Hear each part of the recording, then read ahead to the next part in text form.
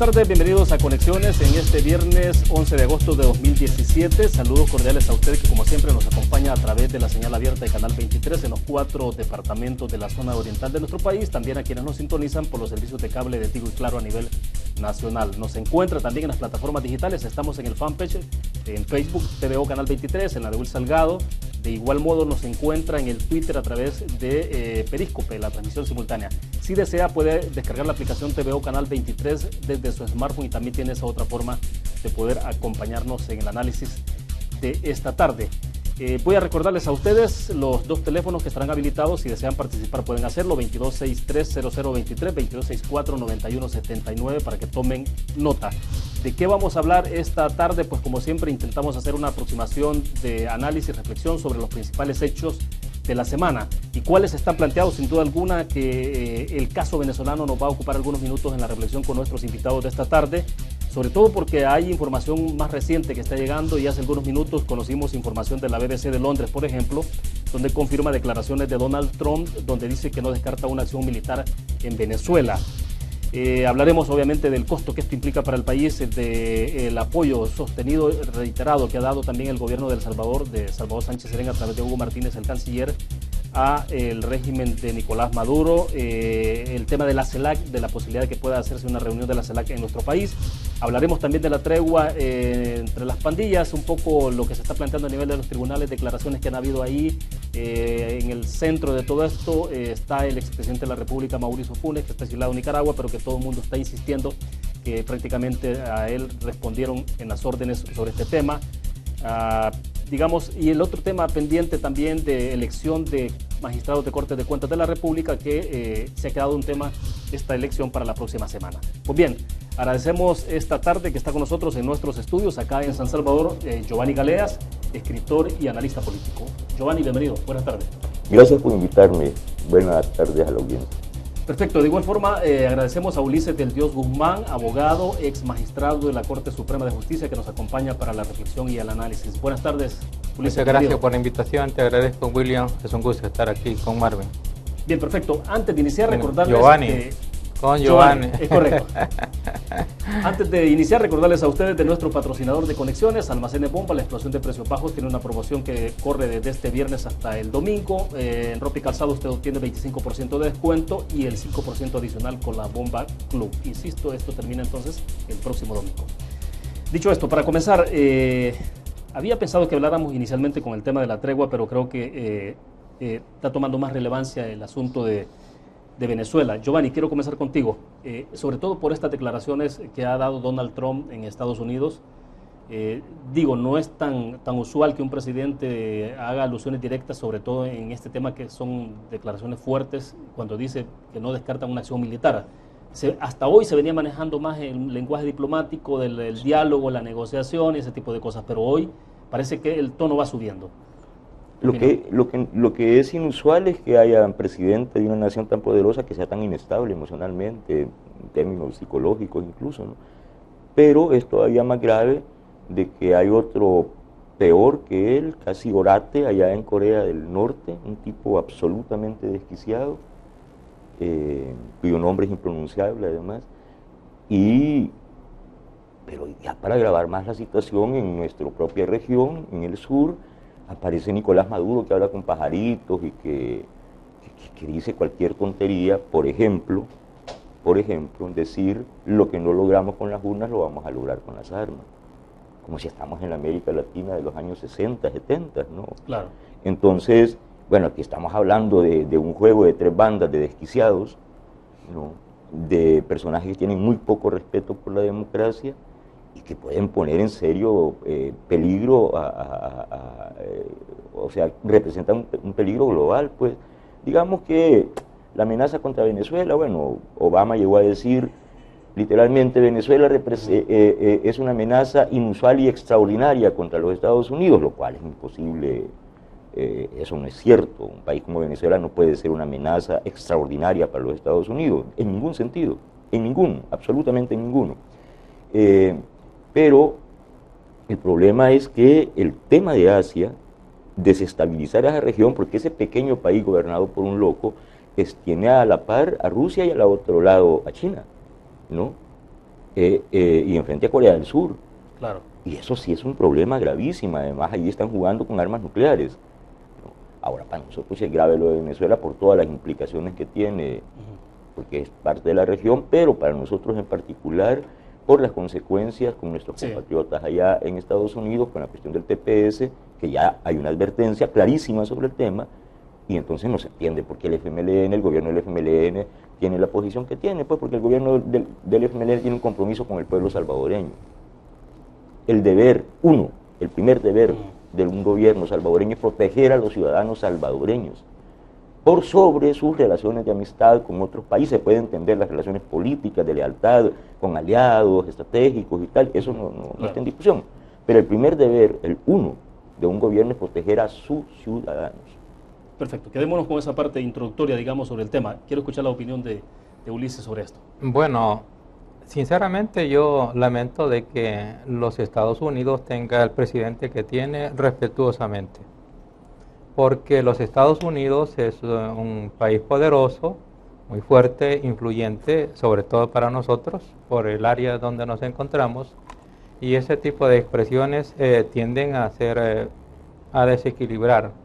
Pero al mismo tiempo, creo yo que hay un desgaste en el señor presidente de los Estados Unidos que eso sí considero inusual, porque los presidentes de los Estados Unidos se han caracterizado por ser personajes, hasta ahora señores, todavía no ha llegado una primera señora presidenta, pero diplomáticamente han tenido un buen lenguaje, aún en aquellos casos de situaciones difíciles y hasta en ocasiones amenazantes, pero diplomáticamente. Este presidente actual me parece que puede llegar a parecerse al otro señor que se encuentra en Corea del Norte, porque esas expresiones de no descartar la intervención militar es una expresión casi de bravuconada que no es tan fácil tampoco que la realice, porque intervenir un país como lo hizo, por ejemplo, en Panamá, es una cosa realmente en aquel momento y circunstancias relativamente fácil. Pero en el caso de Venezuela, que tiene ciertos aliados y que ya se ve que hay un cierto acompañamiento por parte de Rusia y por parte de China, no es tampoco tan fácil, aunque tenga el poder suficiente militar, los Estados Unidos, agarrar el armamento e ir a intervenir a los Estados Unidos. Se puede crear un conflicto mundial de consecuencias prácticamente extraordinarias. Ahora, creo que hay que pensar en una solución más inteligente, más diplomática, aun cuando sea ejercicio de la fuerza, pero con acompañamiento de organismos internacionales. Ahora, pero con lo que decía Giovanni, que aún en términos comparativos con lo que está pasando con Corea del Norte, es una cosa todavía mucho más volátil aquello, ¿no? Lo que tenemos acá puede ser una cosa pequeña, pero tendría entonces, desde su punto de vista, este tipo de implicaciones.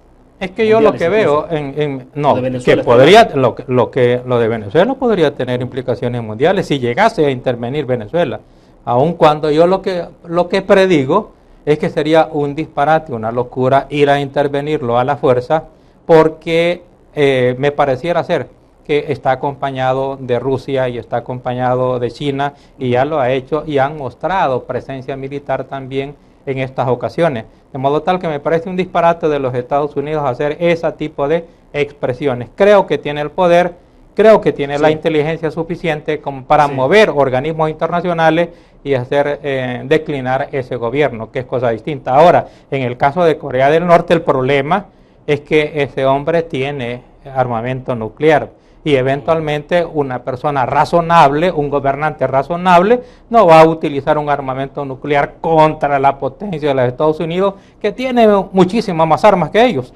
Sin embargo, como él no es razonable, un disparate podría llegar a ocurrir y podría ocasionar un desastre, porque una reacción del mismo tipo va a traer consecuencias incalculables. A la par tiene a China y el otro lado tiene a su propio aliado, a Corea del Sur. ¿Verdad? Sí, porque estábamos hablando temprano con Giovanni antes de iniciar la entrevista, el hecho de que leí declaraciones de que China continental ha señalado que ellos intervendrían solo si Estados Unidos ataca primero, pero si es Corea del Norte el que ataca, ellos se abstendrían de cualquier intervención. Es decir, al final es un juego de palabras, pero al final también termina definiendo una posición. Es que hay una cosa, mira, incluso con lo de Venezuela, porque tiene razón el doctor Ulises, tiene razón, o sea, las implicaciones que tendría. Yo cuando decía que lo de Venezuela no es importante en relación a lo de China, me refería a términos puramente, vamos, de las consecuencias militares directas. Y pues. la geopolítica, ¿no? En efecto, pero es que tiene razón Ulises, este punto es importante, porque ahí está Bolivia y está Ecuador al menos, pero también hay una gran cantidad de... El chavismo puede estar haciendo una gestión gubernamental absolutamente disparatada, que eso es lo que yo creo. Esa es una opinión, pero yo así lo pienso. Es ya alguien que dice como Maduro, vamos a lograr con las armas lo que no logramos con las urnas, es que ya está desquiciado, es que ya no tiene parámetro democrático, pues ya se saltó la barda, digamos, no es apoyable. Pero el chavismo puede estar haciendo una gestión gubernamental equivocada. Pero chavismo hay suficiente en Venezuela, están en minoría ahora, pero son una parte considerable de ese pueblo. Y en América Latina hay chavistas, en Bolivia, en Ecuador, en Argentina, en Paraguay. O sea, desde ese punto de vista tiene razón Ulises, es ir a meterse un avispero ahí.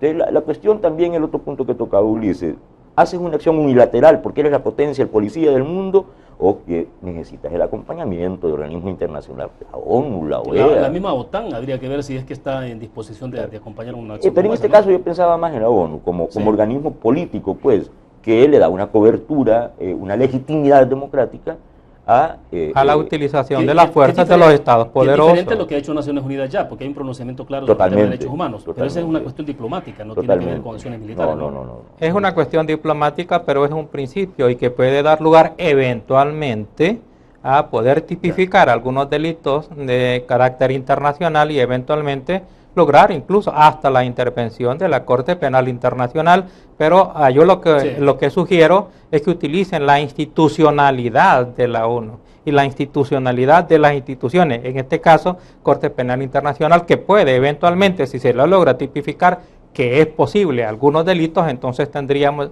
una intervención de una fuerza internacional, pero legitimada. Allí es donde debe actuar los Estados Unidos y no unilateralmente como que si fuese realmente policía e independiente, porque las actuaciones, aun cuando actúe con una finalidad legítima, la forma de actuar sería ilegítima. Claro.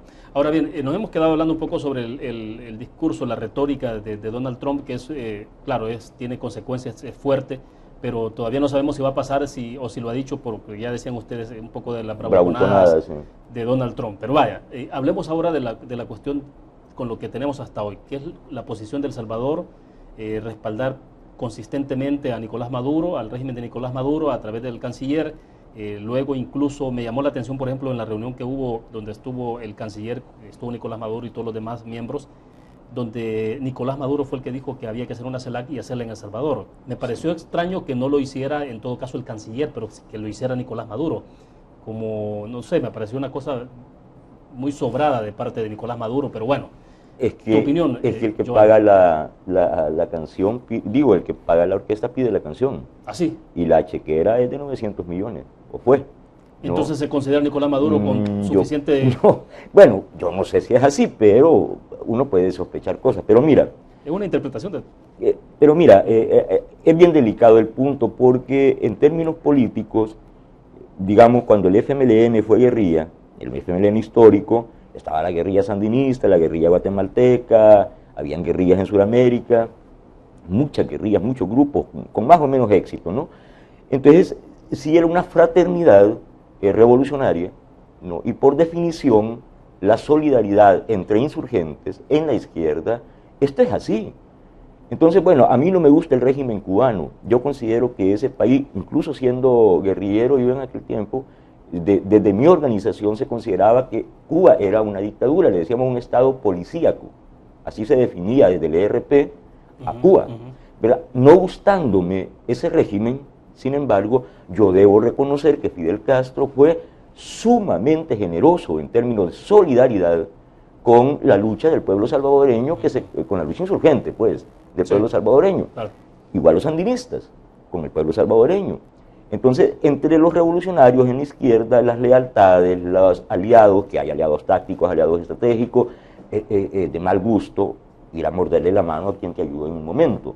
Venezuela le ayudó al Salvador, no, al FMLN. Entonces, el gobierno, en este caso el FMLN, está siendo coherente. No, por eso digo que es delicado, porque si bien hay una paradoja y una contradicción en el punto, pues se debe ser leal con los amigos, con los aliados, y debe haber lealtad política, pero hay un orden de prioridades.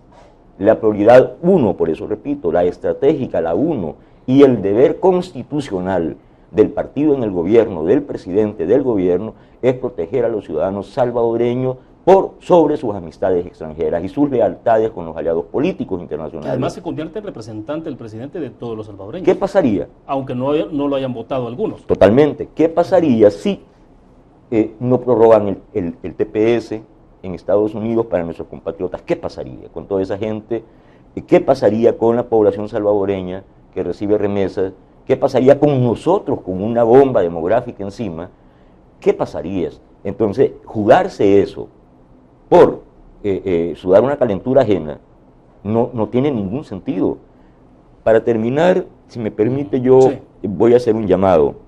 Hay un hombre, porque esto lo está diciendo un periodista, un opinador que fue del FMLN, pero ya no es, ¿no? Y no me deben ningún respeto, ninguna admiración, ni tienen por qué hacerme caso. Pero yo sí voy a hacer un llamado a la dirigencia del FMLN por lo delicado del caso, a la alta dirigencia del FMLN. Hay un hombre, señores, al que ustedes sí conocen, sí respetan y del que no dudan, yo sé lo que estoy diciendo, de su calidad revolucionaria, de su integridad como cuadro de primer nivel en América Latina revolucionario y como estratega brillante, como una de las mentes más lúcidas de la historia de la izquierda latinoamericana, se llama el general Humberto Ortega Saavedra, hermano de Daniel. Sí, claro, que fue ministro de Defensa. Hablen con Daniel Ortega. Ese señor le va a dar un consejo práctico sobre este punto. Él tiene una postura muy importante, sí, que implica no romper lealtades, pero tener claras las prioridades de cada uno. En este caso, la prioridad es proteger a los ciudadanos salvadoreños. Hablen con Humberto Ortega, señores. Bien, perfecto. A ver, Ulises, un poco entonces el análisis ya, siguiendo la pregunta anterior que le hice. Yo lo que considero es que más que el frente es la estructura del frente que se ha beneficiado con la ayuda de Venezuela, la que siente lealtad hacia los amigos y al amigo principal que ha sido Chávez y después Maduro. ¿En qué sentido? Ciertamente no es colaboración o ayuda para los salvadoreños, pero sí para el partido, y creo que el partido no estaría en el poder si no hubiese sido por la ayuda que le dio en su momento a Venezuela hacia cierta gente del partido. Y creo también que alguna gente se ha enriquecido bárbaramente, groseramente, con esa ayuda. Y ahora ellos están respondiendo a esa lealtad, que es una lealtad personal de colaboración. Pero por eso le preguntaba a Iván si era coherente el FMLN, finalmente. Es decir, en realidad hay coherencia en el sentido de responder a esa lealtad personal por haberse enriquecido y por haberles permitido llegar al poder. Pero hay incoherencia en el sentido de que siendo funcionarios, siendo gobierno, la principal responsabilidad debe ser para con el pueblo salvadoreño. Esa es una de las incoherencias. Y hay otra incoherencia en el sentido de que el apoyo a las actuaciones, a lo que dice, a las expresiones de Maduro, realmente no es algo que pueda ser justificable. No solamente es antidemocrático, no solamente es dictatorial, sino que es insensato darle apoyo porque pareciera ser que entonces es la línea del frente. Y eventualmente ese gobierno, sea como sea, y con la fuerza que utilice, pero no se va a sostener en el tiempo. Y entonces vamos a tener que van a estar ellos apoyando a una dictadura grosera en este tiempo y eventualmente van a quedar con el estigma que esa es la orientación que lleva el frente de mantenerse en el poder. Y ya no es aquella opinión, aquel argumento de gente de derecha, digamos, de partidos de derecha que decían, ahí viene el lobo, o sea... No, porque ellos mismos lo han confesado, ellos mismos han dicho... Ya es imposible decir no, pero es que nos están acusando de algo que no es cierto. O sea, ya no puede ser solamente que sea el comentario de la derecha, incluso ahora es la opinión predominante en el mundo. Claro. Y con organismos internacionales, ¿verdad? Que se ha pronunciado Naciones Unidas, la Organización de Estados Americanos. Y con emblemáticos... países fuertes, democráticos, diplomáticos. Que ha exigido ya expulsar al embajador de Venezuela en Perú. Hombre, líderes líderes emblemáticos de la izquierda latinoamericana como don Pepe Mújica, que ese sí es un revolucionario a carta clavada, ese sí fue guerrillero, porque Chávez lo que es un golpista, un teniente coronel sentado en un océano de oro, pues, de petróleo. Ese se quiso comprar una revolución, las revoluciones se hacen, se organizan en la calle, como lo intentó hacer don Pepe Mújica con los Tupamaros, o lo intentaron estos señores aquí en la guerrilla salvadoreña. Chávez se la quiso comprar con dinero. Quizás habría que escuchar también a Noam Chomsky, ¿no? que es un académico norteamericano muy respetable, incluso por... Y conocedor del tema de la izquierda en América Latina, lo conoce muy bien el tema, Noam Chomsky. Pero don Pepe Mújica, ese sí es guerrillero de verdad. Claro. Ese sí es guerrillero de verdad, y le dijo a Maduro: estás loco, mano, estás loco. No tiene por qué andar persiguiendo gente, metiendo gente a la cárcel, y en democracia lo fundamental es que consigue más votos, gobierna. ¿Cuál es el problema? Además, en democracia el poder es eventual, que es esa locura de Chávez de nunca más van a regresar. ¿Y por qué no? Si es que el poder en democracia es temporal. Esa es la definición más básica del tema de la democracia. Entonces, ¿cuál es el problema? Perfecto. Bueno, es que no solamente han actuado como dictadores, ahora se han autodefinido como dictadores y el Frente los está apoyando, lo que significa indirectamente que también el Frente se está autodefiniendo ideológicamente como dictadores. Que ahorita no actúen completamente como tal es porque todavía no pueden, pero significa que ese es el horizonte. Y no pueden porque no sabemos si es efectivamente porque la Sala de lo Constitucional es la única que los ha detenido o qué. No es la única, pero todavía hay fuerzas. Porque es un gobierno muy débil, porque solo ganaron con 6.000 votos de diferencia, y porque están en franca minoría en la Asamblea. Esa es la gran diferencia. Ahí la mayoría, la correlación de fuerza la tiene la derecha en su conjunto, y Arena tiene la llave de la mayoría calificada. El Frente es una minoría de minoría ahí en la Asamblea. Bueno, y de hecho la Asamblea y ganaron por 6.000 votos nada más. Es un gobierno débil. Pero significa, pero lo grave de todo esto significa que no lo son porque no pueden. Pero la orientación sí es una orientación y definición dictatorial. Ya no cabe duda. Bueno, interesante porque esta semana hubo el Partido de Arena una petición expresa para que los partidos apoyaran una declaratoria en contra de la dictadura de Venezuela, ¿no? Y no hubo los votos necesarios. Pero el presidente de la Asamblea Gallego sí estaba diciendo justamente este día de que estaban dispuestos a evitar por todos los medios la posibilidad de que aquí se pueda hacer la CELAC, que no estaban para nada en acuerdo y que desde la Asamblea Legislativa podían hacer alguna acción. Sí. Ok, nos quedamos en el punto, hacemos la primera pausa comercial. Sí. Cuando regresemos tendremos habilitados los dos números de teléfono. Si ustedes desean participar pueden hacerlo: 2263-0023, 2264-9179. Les recuerdo, nuestro patrocinador de Conexiones Almacén de Bomba, con una promoción especial para este fin de semana en ropa y calzado: 25% de descuento, más 5% adicional si presenta la Bomba Club. Regresamos.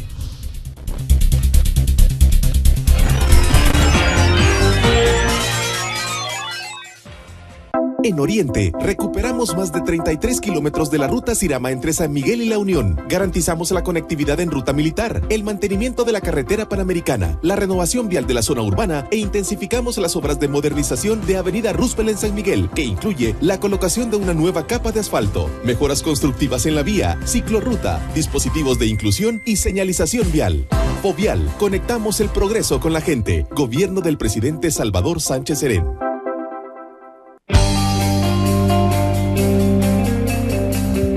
Hola, mi nombre es María José Aguilar, tengo 19 años, estudio educación inicial y parvularia, formo parte del Team Aves desde que inició. La verdad es que ha sido una experiencia súper gratificante para mí. La asociación nos ha apoyado muchísimo, nos ha brindado nutrición, entrenador y todo el apoyo para las carreras. La mayor distancia que he corrido son 10 kilómetros y una de mis mayores aspiraciones es poder ganar alguna de las carreras más importantes del año. Los invito a que lleven un estilo de vida saludable, que practiquen algún deporte, van a ver cómo les ayuda y que les va a encantar.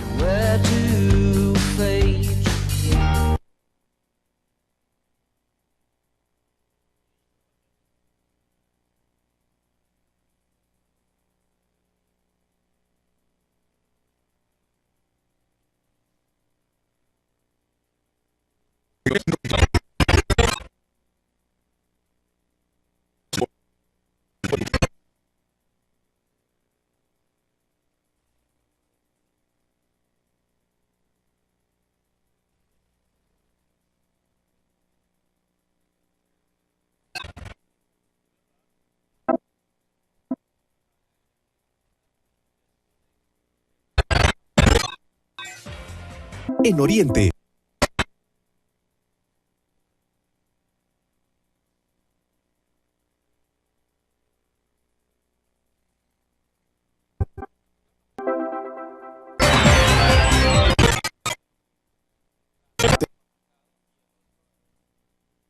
En Oriente.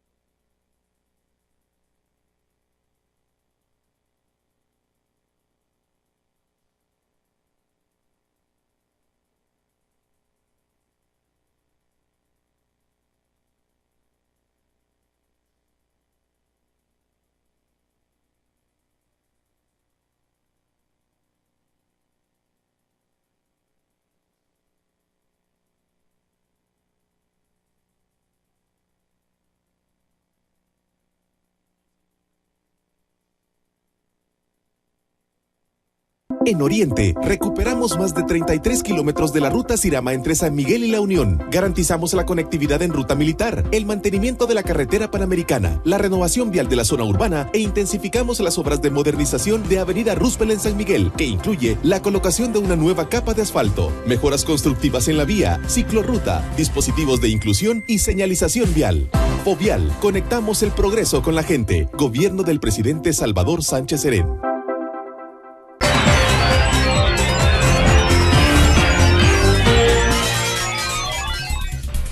Es un gusto que siga con nosotros. Giovanni Galeas, escritor y analista, está en nuestros estudios acá en San Salvador. También Ulises Tendeo Guzmán, abogado y ex magistrado de la Corte Suprema de Justicia.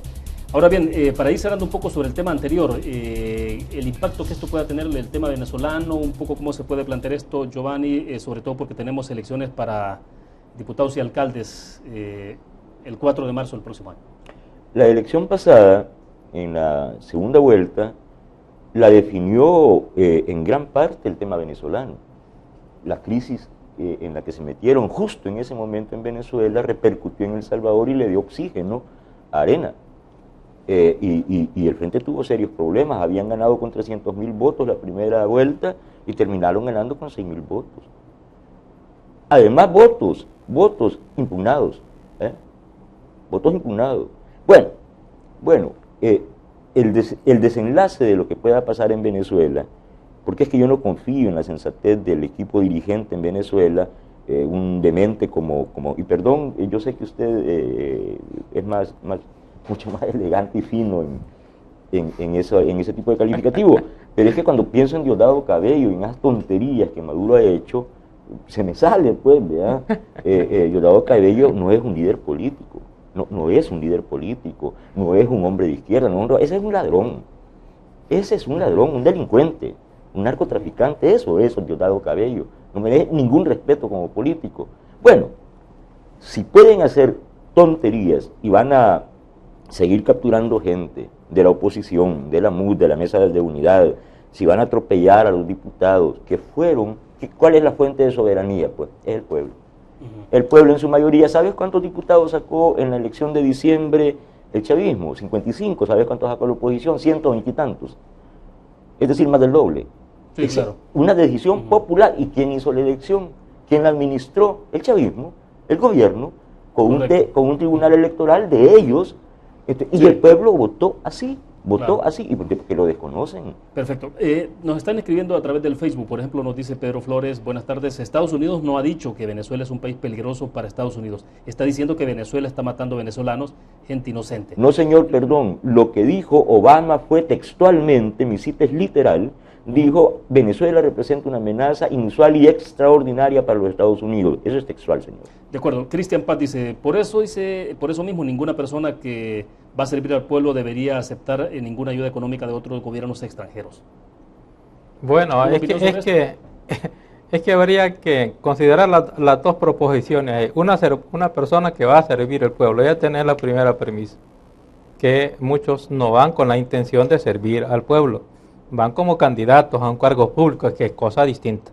Por eso es que yo generalmente no uso la expresión servidor público, porque son funcionarios públicos o empleados públicos. Servidor es el que realmente sirve, sí, pero realmente muchos, la gran mayoría, no son servidores, sino que son funcionarios públicos, y de entrada muchos de ellos no van con el propósito de servir al público, de servir a la sociedad. Por eso es que esa primera proposición le falta veracidad, porque no van con ese propósito. Y lo segundo, que no debería de aceptar dinero, es un deber ser.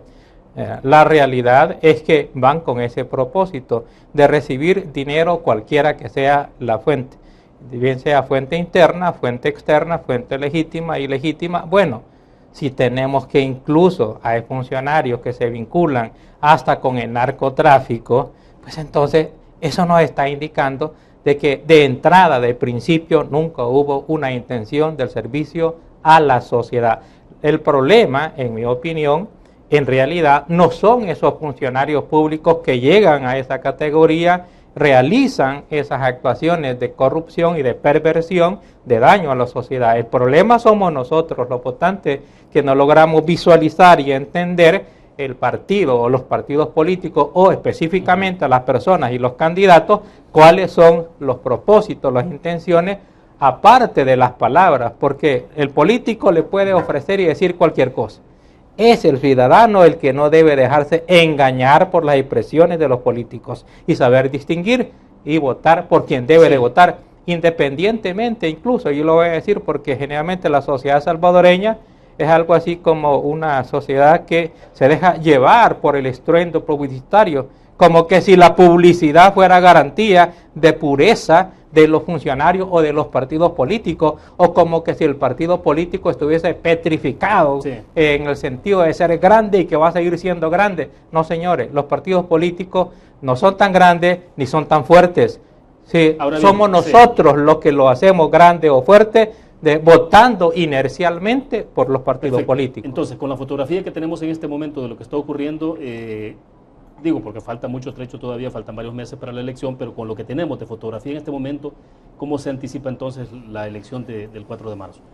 Mira, la casa encuestadora más consistente, seria, no despreciando a los demás, pero la que más consistencia ha mostrado, y veterana además, es la de la UCA. La encuesta que hace el YUDOP, por el método creado por el tanque de pensamiento brillante que conducía Yacuría, ¿no? El padre Ibizate y tal. Bueno, John Sobrino, John Cortina, en fin. Y en esa encuesta hay un dato que te da la foto que te estás pidiendo. Dice, 63 de cada 100 salvadoreños no quieren que siga gobernando el FMLN. 63 de cada 100. Pero 68 de cada 100 salvadoreños no quieren que Arena regrese al poder. Y entonces, ¿qué hacemos, pues? Pero entonces, pues sí, ¿con quién no, el problema es que lo define, sí. El problema, digo, si nos quedamos con ese dato, el problema lo define la sociedad salvadoreña. Lo que hay es un desencanto porque Arena no hizo bien sus deberes, su tarea cuando fue gobierno, y porque este gobierno no cambió en lo sustantivo. ¿Por qué la gente rechazó a Arena en la urna y votó por el FMLN? ¿Por qué están en el poder esto? Ahora, pero entonces porque la gente rechazó a Arena, pero esto no cambiaron sustantivamente la política neoliberal de Arena, es la misma. Pero entonces lo que puede pasar es que haya, al haber desencanto para la elección, entonces, Ulises, lo que puede haber es menos votantes. Los votos duros. Pero la consecuencia es esa. Bueno, primero que con ese resultado de las encuestas estamos condenados como país a tener un gobierno, el próximo gobierno, que 2/3 de la sociedad no los quiere. Es una paradoja. ¿Ustedes no ven independientes, no ven una alternativa? No, posibilidades de eso no débiles. Pero, bueno, hablando de la presidencial, y si esto lo extrapolamos al momento de la presidencial, pero hay un punto que acaba de tocar del voto duro, y es que también en esa misma encuesta mencionan y preguntan, ¿votaría usted por el Frente? 31% sí, ¿votaría usted por Arena? 28% sí. Significa en consecuencia que quienes van a decidir la elección presidencial no son aquellos que no quieren a ninguno, los 2/3, no, van a ser el voto duro, esos que van 31 y 28, y ahí esa pequeña diferencia, aún con todo y el gobierno desastroso del Frente, pero todavía tiene una minoría, significa que el voto duro va a definir la siguiente elección presidencial, y hoy por hoy el voto más duro es el voto del Frente, y Arena, aún con todo, el gobierno desastroso no ha logrado capitalizar y recuperar y ofrecerle y hacerle creer a la gente que son un nuevo partido y mejor partido que el anterior. Por eso es que realmente hay un grave problema. A Arena no le va a regresar la presidencia y le va a caer en las manos simplemente por el desastre del gobierno del frente. O sea, no es tan pareciera automático. ser que no es así. Pareciera ser que puede, aún con todo, volver a ganar el frente. Pero miremos un escenario posible para hacer este ejercicio, para ver lo grave que es la situación nacional. Que tenemos una situación de crisis nacional. La palabra que define la realidad salvadoreña se llama crisis, esa es la palabra. ¿Qué pasaría en el caso, en la hipótesis, de que Arena ganara? Si Arena gana la elección, ¿por cuánto? Usted citó el número, 31, 28. Este es el margen de error en una encuesta. Correcto. En realidad hay un empate técnico ahí. Entonces volveríamos a la situación en la que está el frente ahorita, que tiene problemas de gobernabilidad, porque la llave de la asamblea la tiene Arena, sus enemigos. Y la derecha tiene mayoría absoluta en la asamblea, absoluta, la derecha. Entonces, si gana Arena, ganarían por muy pocos votos y tendría un problema similar. No tendría capacidad de gobernabilidad, no tendría, sería un gobierno débil igual que el frente le bloquearía con sus aliados, que son de centro derecha, probablemente gana, ¿no? Igual podrían bloquearle la gobernabilidad a Arena y volveríamos a un país que esté estancado. Ya. Justo hace unos minutos Luis Parada, que es uno de los precandidatos presidenciales del partido Arena, ¿no? Ustedes ya lo conocen, ha tuiteado un comunicado, dice, de salvadoreños en el exterior, justamente con fecha 11 de agosto, donde los salvadoreños, obviamente gente del partido Arena, están preocupados por la posibilidad de que se anticipen el proceso de selección del candidato presidencial del partido Arena. Parece que eso le está generando bastante ruido al partido Arena en este momento, el hecho de que, Carlos Calles en algún momento anticipó de que era anuente a que se pudiera anticipar la elección. Es que lo pidió. ¿No? Lo pidió. Sí, es que mira... Pero parece que no hay unanimidad tampoco en esa posibilidad. ¿Qué está pasando entonces? Es que, mira, es una locura. Es que yo no entiendo cómo hay gente con tan poco sentido político en Arena. Mira, está por definirse la elección de legislativa y municipal. ¿No? Claro. Este no es el debate para las presidenciales. La presidencial... Hay gente que se los está diciendo dentro del partido. Totalmente, También, pero es una cuestión básica del libro, pues, by the book, como dicen, ¿no? Sí. Una cuestión básica. Tú no defines en la elección legislativa municipal la presidencial. No es así, porque la discusión es otra la agenda política. Entonces, querer meter la presidencial antes de la legislativa, cuando la elección va a ser después, es que es una tontería. Pero además es un atropello al otro precandidato, que es Javier Simán. Es un atropello y el grupo Simán es fuerte. El grupo Simán no es cualquier grupo en Arena, es uno de los financistas mayores históricos de ese partido. La lucha que dieron los Simán, encabezados por don Ricardo Simán contra Duarte, en defensa del capital salvadoreño, del gran capital salvadoreño, fue una lucha con ribetes incluso heroicos incluso. No se le puede irrespetar de esa manera la propuesta de precandidatura de ese grupo. Ahora, Giovanni, en el pasado el Partido Arena ha tenido la posibilidad en esas alianzas de encontrar los puntos en común y ponerse de acuerdo y superar esas dificultades. Sí, pero es que entonces Arena tenía jefatura política, hoy no tienen, ni tienen jefatura política ni tienen proyecto histórico. Ahí lo que hay son delegados corporativos de los financistas, los que administran el aparato partidario, no lo dirigen políticamente. Es que Arena ya no tiene jefes políticos, tiene bueno, mira, Interiano dijo, no se puede andar haciendo giras para candidaturas presidenciales y nadie tiene que hablar de cosas presidenciales porque estamos en la elección legislativa municipal. ¿Quién hizo caso? Nadie. ¿Por qué? Porque no manda. Porque no es un jefe político. Ahí se le insubordinaron, se le insurreccionaron 10 de los directivos locales que dicen, a nosotros nos importa un carajo lo que diga Interiano y nosotros queremos que la elección se defina en octubre, que Carlos Callejas va a ser el candidato de Arena. Porque nadie le hizo Ulises, caso. a ver. Mire, yo lo que creo es que ciertamente este es el momento para ocuparse por las elecciones legislativas, que no es poca cosa. En realidad, el poder principal de dirección del país está en la Asamblea Legislativa. El poder de hacer las leyes, Claro. e incluso el poder hasta de modificar la Constitución por la forma debida, ¿verdad? Porque la Sala de lo Constitucional tiene la forma indebida de la sentencia. La forma debida es a través de los decretos de la Asamblea Legislativa. Entonces es un poder realmente que se ha desprestigiado y por eso ahora está subvalorado. Ahora, el hecho de que haya ya candidatos, no solamente de uno de los principales partidos o de los más grandes partidos políticos, porque no es que sean principales, sino que los más grandes partidos políticos, Sí. que haya ahí intentos de candidaturas o de precandidaturas, es simplemente por la gran insatisfacción y por agotamiento que hay de la presidencia del Ejecutivo en este momento. El Ejecutivo en este momento ya topó, ya se sabe que ya no puede dar más. Y entonces viene ya la inquietud de la gente de querer ver cuál va a ser el presidente sustituto del Ejecutivo actual.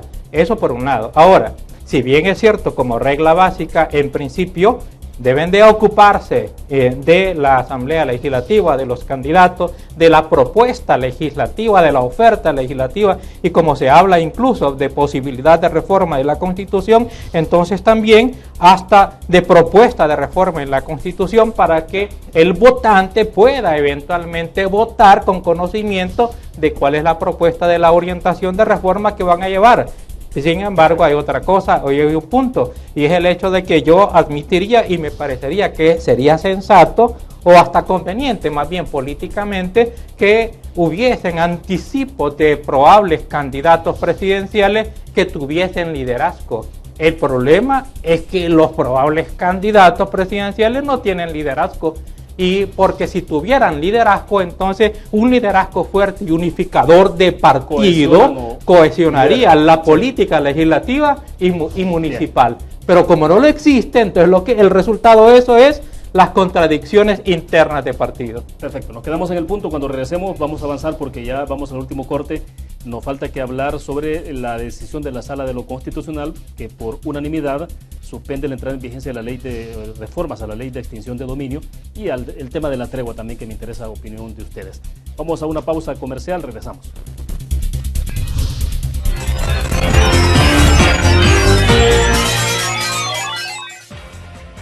En Oriente, recuperamos más de 33 kilómetros de la ruta Sirama entre San Miguel y La Unión. Garantizamos la conectividad en ruta militar, el mantenimiento de la carretera panamericana, la renovación vial de la zona urbana e intensificamos las obras de modernización de Avenida Roosevelt en San Miguel, que incluye la colocación de una nueva capa de asfalto, mejoras constructivas en la vía, ciclorruta, dispositivos de inclusión y señalización vial. Fovial, conectamos el progreso con la gente. Gobierno del presidente Salvador Sánchez Serén.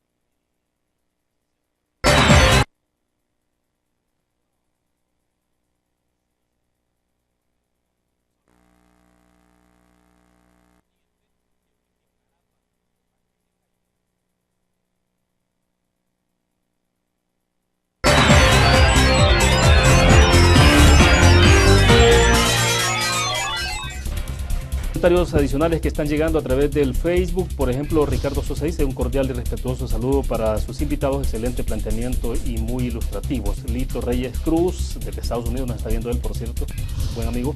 Dice: excelente invitado, don Ulises, saludos. Gana de izquierda, saludos. dice él. Cristian Paz dice: la Asamblea debería pasar una ley de que no se acepte ninguna ayuda de cualquier tipo. Así dice un servidor público, para que no haya ninguna influencia de otros países como Venezuela. Es sobre el tema anterior. No sé si querían agregar algo más sobre eso, pero porque ya me interesa que hablemos de extinción de dominio, porque la Sala de lo Constitucional ha suspendido la entrada en vigencia. Ahí el doctor. Bueno, sí. entrémosle a la parte de extinción de dominio, pero creo que deberíamos de ubicarnos con el público primero, dando a conocer a la parte más importante del comunicado de la sala. Voy a entretenerme un par de minutos para leerles algunos párrafos que creo que son los esenciales. Correcto. Porque esta es una resolución que fue firmada por la sala y es por unanimidad, ¿no? Alrededor de esa. Dice la sala, señala que aunque el proceso de inconstitucionalidad está pendiente de ser sentenciado, las reformas recién aprobadas alteran el análisis de inconstitucionalidad en el sentido que en muchos casos se establecen regulaciones opuestas a las que se encontraban vigentes en el momento de la presentación de la demanda. Por ello, señalan de que existe una incoherencia institucional por parte de la Asamblea Legislativa en el presente proceso, lo cual puede ser considerado como un indicio de fraude a la Constitución. Hay una patente, dice, contradicción de las posturas institucionales que la Asamblea Legislativa ha sostenido al aprobar la reforma, al rendir su informe justificativo y al reformar dicha ley. Más adelante dice que la sala establece que la aprobación de las reformas podrían anular el deber institucional de combatir la corrupción y permitir la legitimación o protección de la adquisición de bienes por medios ilícitos o la destinación de los mismos afines que no sean lícitos. Esto implicaría, dicen, una violación a la Constitución y a las prescripciones de orden internacional contenidas en la Convención de Naciones Unidas contra la Delincuencia Organizada Transnacional. Y continúa, pero bueno, como esos dos puntos medulares. Bueno, yo creo en ese punto que hay que diferenciar los contenidos de las reformas a la ley de extinción de dominio, a los cuales se refiere ese comunicado, sí.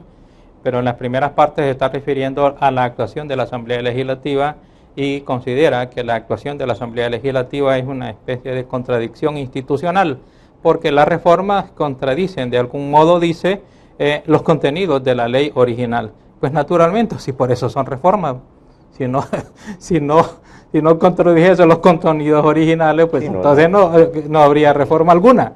De modo tal que me parece ahí un comentario que no tiene sentido. Decir que hay una contradicción institucional. Toda reforma conlleva o una derogación parcial o total conlleva una cierta contradicción con el texto original de la legislación.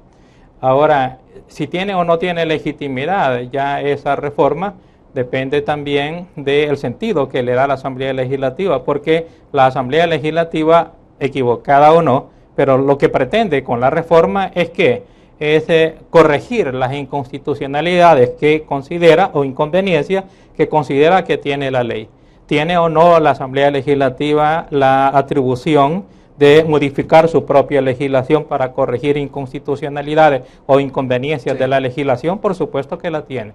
¿Tiene la Asamblea Legislativa el deber de esperar que la Sala de lo Constitucional resuelva el planteamiento de una demanda de inconstitucionalidad de una de sus leyes? No tiene por qué esperar, porque la Sala tiene el tiempo que quiera para resolver y al mismo tiempo la Asamblea Legislativa tiene el deber incluso de introducir reformas de corrección por razones de inconstitucionalidad a su propia ley. Así que me parece que las observaciones que hace, en las críticas que le hace a la Asamblea Legislativa, me parecen que no tiene sentido por parte de la Sala de lo Constitucional.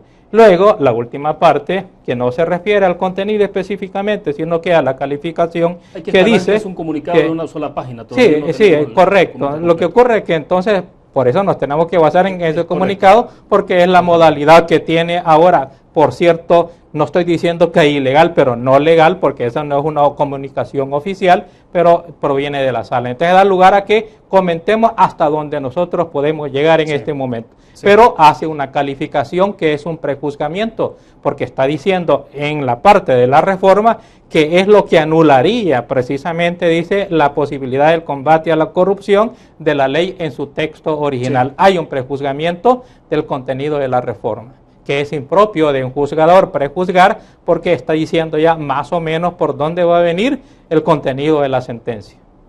Bien, Giovanni, antes creo que platicamos un poco antes de comenzar la entrevista y era la parte de los procedimientos que hace la Asamblea Legislativa en algunos casos en la formación de ley. Y en este caso hablábamos y nos hacía un comentario sobre el tema de los diputados que tomaron la decisión de votar por esta normativa, por esta reforma. Sí, aquí el punto está en que, como dicen, Dios te libre, hay una discusión entre abogados, ¿no? En cierto sentido el derecho... Aquí casi, solo Ulises el abogado. Sí, casi como teología, y uno puede pasarse la vida discutiendo sutilezas, y entre abogados es difícil. Entonces yo, como nadie es perfecto, doctor, no tengo la aventura de ser abogado, ¿verdad?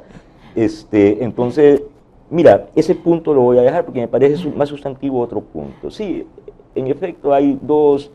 señores que aparentemente no debieron haber votado porque hay un conflicto de intereses, ¿no? Ahí por esta reforma. Pero bueno, eso ya sabrán entre abogados cómo se soluciona. Para mí el problema está en una disposición que ya se está haciendo costumbre de saltarse la Constitución en la Asamblea, en organismos, en el Ejecutivo, y es el siguiente, mira, así como se vencen los plazos, como el tema del silencio administrativo, es el siguiente. ¿Cómo se aprobó esta ley? La ley original, ¿cómo se aprobó? Por dispensa de trámite, sin discusión, y por mayoría absoluta. ¿Qué dice la Constitución? Que las leyes deben ser discutidas, eso dice la Constitución. Bueno, ha habido normativas que se han declarado inconstitucional justamente por no seguir ese proceso. Sí, ¿no? Solo termino, doctor. Sí. ¿Cómo se aprobó la ley? Con dispensa de trámite y sin debate legislativo. Pero la Constitución dice que las leyes se deben debatir en el Parlamento, para eso el Parlamento. Bueno, ¿cómo se aprobó la reforma? Con dispensa de trámite y sin debate legislativo. Yo digo, nada. ¿Por qué hacen esas tonterías? Eso ya parece nocturnidad, alevosía y nocturnidad, con nocturnidad. Y al menos dos legisladores con algún conflicto de interés, por lo menos dos. Hubo un presidente de la Asamblea famoso, que a mí no me cae mal, por cierto, que dijo, ¿y cómo iba yo cómo iba a saber qué fue lo que voté cuando la dolarización si el documento que mandaron era así, ¿ves? ¿Cómo iba a leer eso yo? No, si el ARI lo leyó aquí. ¿Tratado Libre de Comercio? No, sí, de la dolarización. O el de la libre, no me acuerdo. El TLC, güey. Sí, el TLC. Digo, era un documento así, nadie lo leyó, hombre. Aquí no lo leímos, en verdad. Pero votamos. Y entonces, pues. Lo confieso. Y entonces, pues, ¿por qué con dispensa de trámite, con nocturnidad? Porque la Embajada de los Estados Unidos quería que se aprobara esa ley. Y tenían prisa y se aprobó. Ahora no era la embajada, sino que la embajada quería otra cosa, pero otros tenían prisa. Y lo aprobaron en un combo, ya de noche, casi madruguete. O sea, el pecado original de esto lo encontramos ahí, procedimientos en la totalmente. Entonces, claro, le dejan, se ponen de pechito y viene a la sala, los cuatro señores estos, y los crucifican. Claro. Bien, de acuerdo. Es que en el caso de la Asamblea Legislativa, de los parlamentos, la forma está vinculada con la esencia, porque son parlamentos precisamente, porque la idea es que dentro del seno de la Asamblea Legislativa todas estas propuestas sean deliberadas, sean discutidas entre los diputados, que son los representantes del pueblo, y que el pueblo tenga la oportunidad, a través de la transparencia y de los medios de comunicación, de conocer incluso las posiciones de sus propios diputados en ejercicio de las funciones. Cuando se anula realmente esa posibilidad de la deliberación, entonces se atenta contra la esencia de la Asamblea Legislativa, y eso es lo que hace que la violación a la forma, en este caso, sea tan grave como cuando se comete con esas llamadas dispensas de trámite en leyes que deben de ser deliberadas por la trascendencia que deben tener. Eso sí es cierto. Totalmente. Nos quedamos en el punto porque quiero que pasemos a lo de tregua. No sé, para cerrar, Giovanni, si había una opinión. No, toda ley es el resultado, y esta es la esencia del derecho, toda ley es el resultado de argumentación y contraargumentación parlamentaria. Eso es el tema. Claro. Perfecto, pasemos al tema de tregua. Un testigo criteriado ha soltado una cantidad de declaraciones, de revelaciones. Bueno, de repente no sé hasta dónde también lo del uso del testigo criteriado es como una de las mejores fórmulas que debe tener la Fiscalía para... Absolutamente. O cuando no hay capacidad de investigación se recurre a eso. Que me interesa también conocer opinión sobre el hecho de utilización que se ha vuelto frecuente, recurrente, del testigo criteriado. Es la única herramienta de la Fiscalía. Ya la platicamos, solo quiero dar como el background. Okay. Este tipo dijo que Arena, FMLN, prácticamente lo financiaron a ellos para poder ganar elecciones.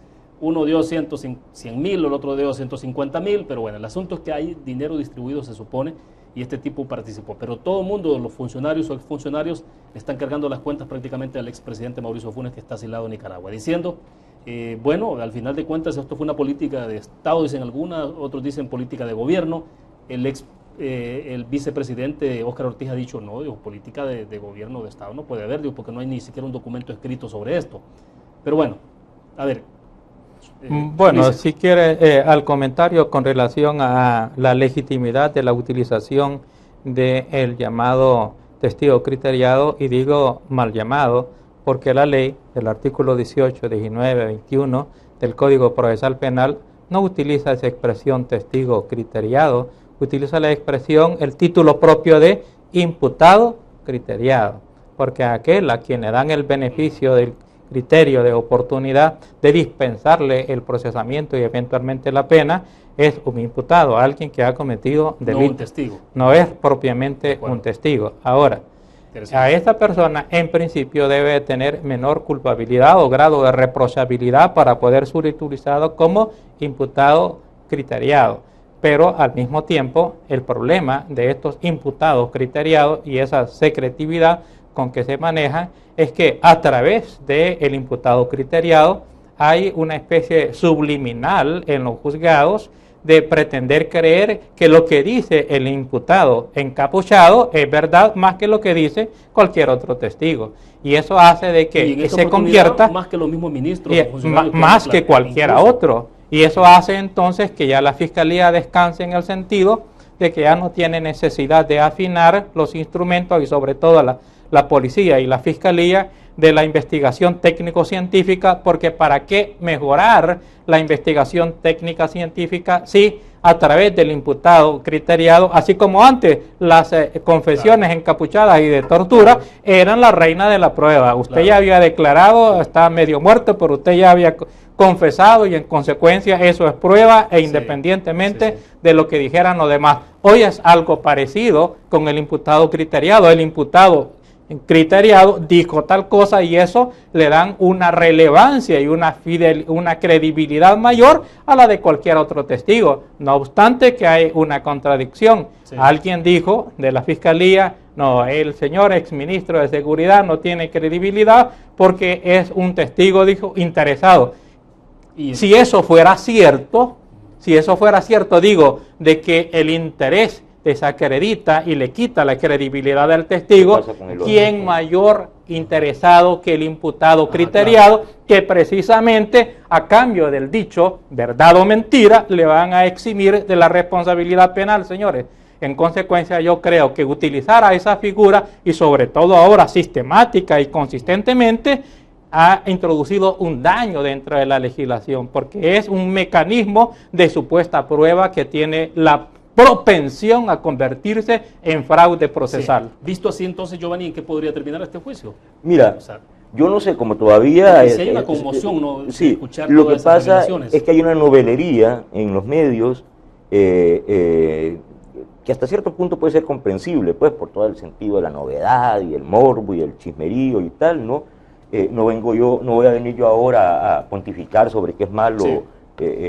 Así somos, pues nos gusta el chisme, nos gusta el morbo y los 45 pesos de la señora Eusebia y quién se acostó con quién, eso es normal. Bueno, ok, una novelería por la cantidad de cosas que dijo este señor, que es un criminal, es un marero, es un criminal, confeso, ¿no? este señor que dice que este le dio el pisto, que el otro le dio no sé qué, que Paolo Luer le entregó un maletín con $100,000, que no sé qué. Bueno, cualquier cantidad de cosas ha dicho.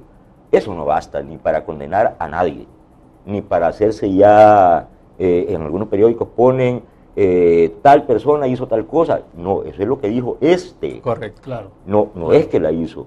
Entonces, el proceso es serio cuando se va más allá del dicho de este señor. Y la debilidad de la Fiscalía entonces en la capacidad de poder probar si eso que está diciendo... diciendo... Yo no sé si va a ir más allá para probar. Lo que sí sé, hasta donde sé, es que ya el fiscal definió que la tregua en sí misma no es un delito, ni de Mauricio Funes, ni de Munguía Payés, por eso no los está procesando. Porque él ya definió, la tregua no es un delito, los delitos son algunas de las acciones que se cometieron dentro de ese proceso, como fue meter ilícitos a la prisión, y se tienen que individualizar además, dar dinero, hacer la fiesta, sí. meter ilícitos, entonces, pero la tregua en sí misma, no, es que no hay ningún delito que se llame tregua, no existe. Ni proceso de pacificación. Por esa razón es que ni Mauricio Funes ni Munguía Payés tendrían que probarles que ellos dieron un dinero, que ellos metieron ilícitos, que dieron... Bueno, pero si la Fiscalía no ha podido probarlo y por eso no los ha procesado, tampoco vamos a basar un proceso en lo que diga un criminal. Eso no se vale. Bueno, se nos fue el tiempo. Lamentablemente, okay. ¿no? Un saludo a Ricardo Sosa que nos está viendo. Saludos, Ricardo. Bueno, gracias. Entonces, bueno, gracias, William. Gracias a un gusto ti. haber estado con Giovanni. Un placer. Bueno, perfecto. Terminamos de esta forma Conexiones. Gracias a ustedes que nos acompañaron. Que descansen el fin de semana. Nos vemos el lunes, 5 de la tarde en punto. Buenas tardes.